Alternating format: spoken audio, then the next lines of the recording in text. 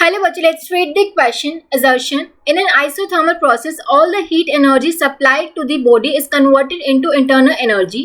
Reason: according to the first law of thermodynamics, delta Q is equal to delta U plus delta W. Okay, so check करते हैं. पहले assertion देखते हैं. assertion देखा कि isothermal process में जो सारी की सारी heat है वो किसमें convert हो जाएगी? internal energy में. ये देखिए all the heat supplied to the body is converted into internal energy. ये बिल्कुल statement गलत है हमारी, क्योंकि देखो isothermal process में क्या होता है, temperature constant रहता है. टेम्परेचर कांस्टेंट यानी कि डेल्टा टी आपका क्या रहेगा, zero. There is no change in temperature, temperature constant रहेगा.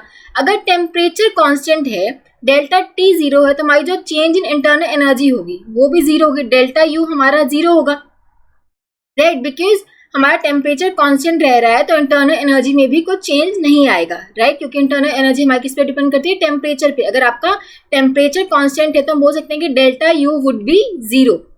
ठीक है. सो यानी कि according to first law of thermodynamics हमें पता है डेल्टा क्यू किसके इक्वल होता है, delta U plus delta W की. अगर आपका डेल्टा यू जीरो है यानी कि delta Q would be equals to delta W.